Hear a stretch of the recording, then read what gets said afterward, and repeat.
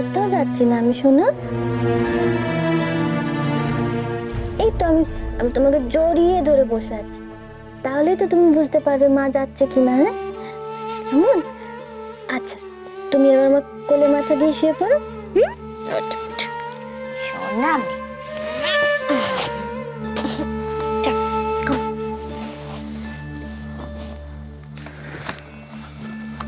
বাবাই। হ্যাঁ বাবাই, তুমি কোথায় যাচ্ছ? কোথাও না, তুমি আর তোমার মায় খাটে শো, আমি তো আছি, ঘরেই আছি। ওখানে বসে একটু কাজ করে নি। না, আজকে আমি তোমাদের দুজনের হাত ধরে শোবো। তোমরা খালি আমাকে একলা রেখে পালিয়ে যাও, আমার খুব ভয় করে। আজ আমি তোমাদের দুজনের সাথেই ঘুমাবো। তুমি তো লক্ষ্মী মেয়ে, তুমি তো গুড গার্ল। আর গুড গার্লরা তো বাবার কথা শোনে, তাই না? জেদ করে। তোমরা যদি আমার কথা না শোনো তাহলে আমিও তোমার কথা শুনো না। আরি আরি আরি।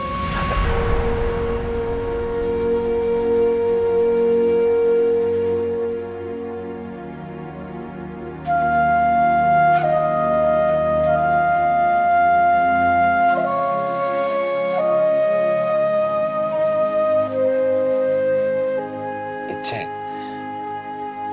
একটু বোঝার চেষ্টা কর প্লিজ। এরকম করিস না। দেখ, বাবার উপর বেশি রাগ করে থাকতে নেই। হুম।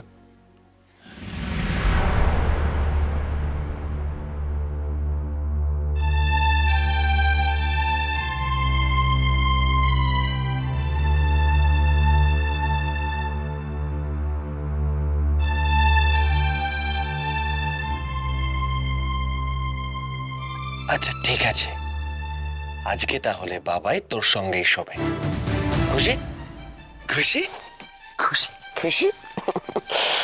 এই অনেক রাত হয়ে গেছে, ঘুমিয়ে পড়তে হবে তো। হ্যাঁ চলো চলো। আস্তে আস্তে আস্তে। এই নাও।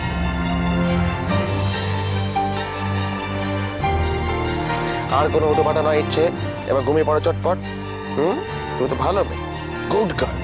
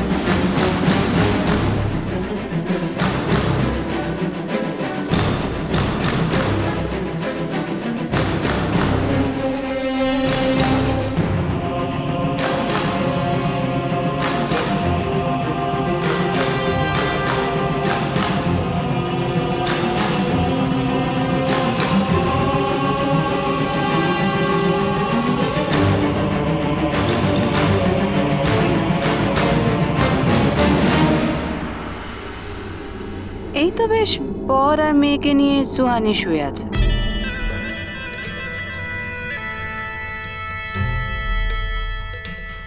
অর্কর বাবার খেতে কোনো কাজ নেই, যত সব উল্টো পাল্টা কথা।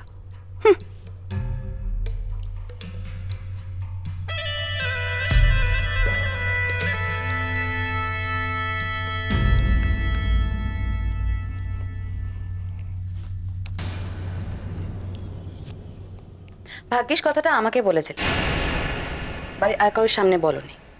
তাহলে আর কেউ না হোক অন্তত রায়বাগালি না তোমাকে ঝেড়ে কাপড় পরিয়ে দিত। মানে ভাই আর সুহানি একই ঘরে একই বিছানায় শোয়। তুমি তাই দেখলে? হ্যাঁ দেখলাম, আর ভাগ্যিস দেখলাম।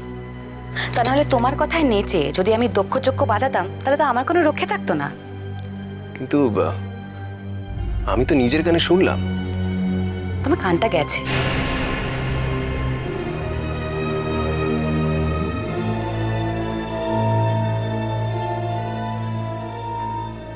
তোমার কানটা না পুরোপুরি খারাপ হয়ে গেছে, কিন্তু আমার চোখটা এখনো ভালো আছে, আর আমি কিচ্ছু ভুল দেখিনি, সব ঠিক দেখেছি। মাঝরাতে প্রলাপ না বকে না এবার ঘুমাও। জ্বালাতন। না ইন্দু, তুমি যতটা সাদা চোখে ব্যাপারটা দেখছো সেটা ততটা সাদা নয়। এতটা ভুল আমি করতেই পারি না।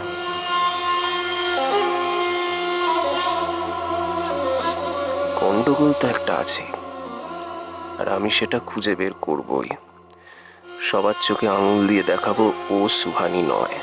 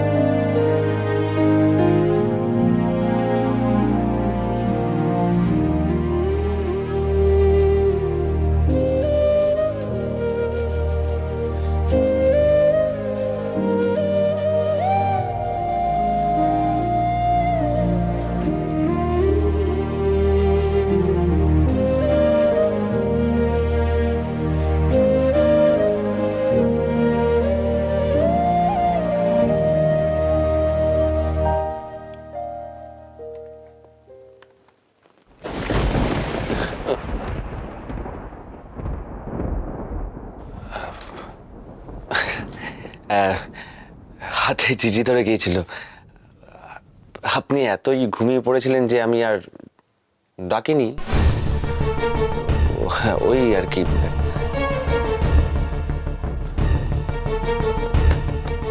আপনি এটা ঠিক করলেন না সৌরভ।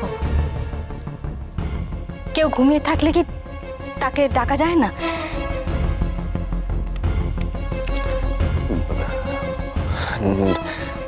না না, মানে আমিও চাইনি আপনি এই খাটে শোন। নেহাতি ইচ্ছে জেদ করলো, তাই কিছু বলতে পারলাম না। কাল একটু ক্লান্ত ছিলাম, তাই চোখটা লেগে গেছিল। আমিও ঘুমাতে চাইনি। তার মানে এটা নয় যে আপনি খামোখা চেঁচামেচি করছেন কেন, আমি না ঠিক বুঝতে পারলাম না। আপনার কাছে এটা খামোখা চেঁচামেচি হতে পারে, কিন্তু আমার কাছে নয়। আমি এরকম পরিবেশে বড় হইনি যেখানে একসাথে কেউ ছি ছি ছি।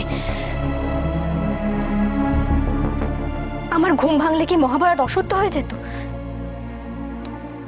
এইসব অজুহাত দেওয়ার কোনো মানে হয় না সৌরভ বাবু। আমি কিন্তু আপনার কাছে এইসব আশা করিনি।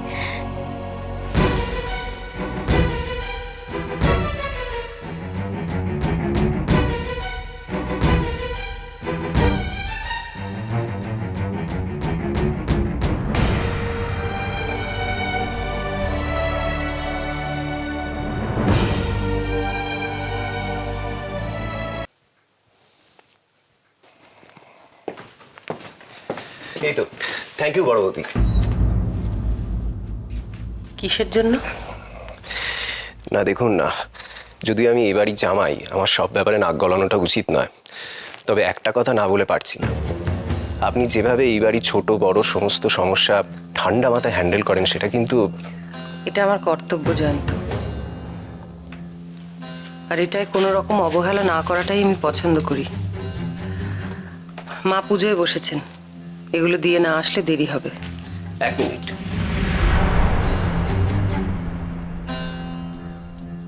বড় বৌদি, বড়দা এখন কোথায়?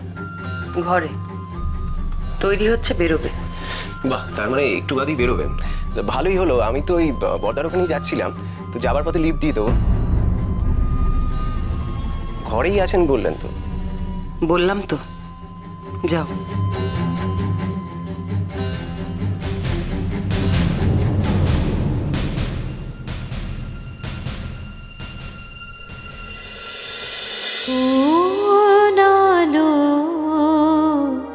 লাগলো চোখে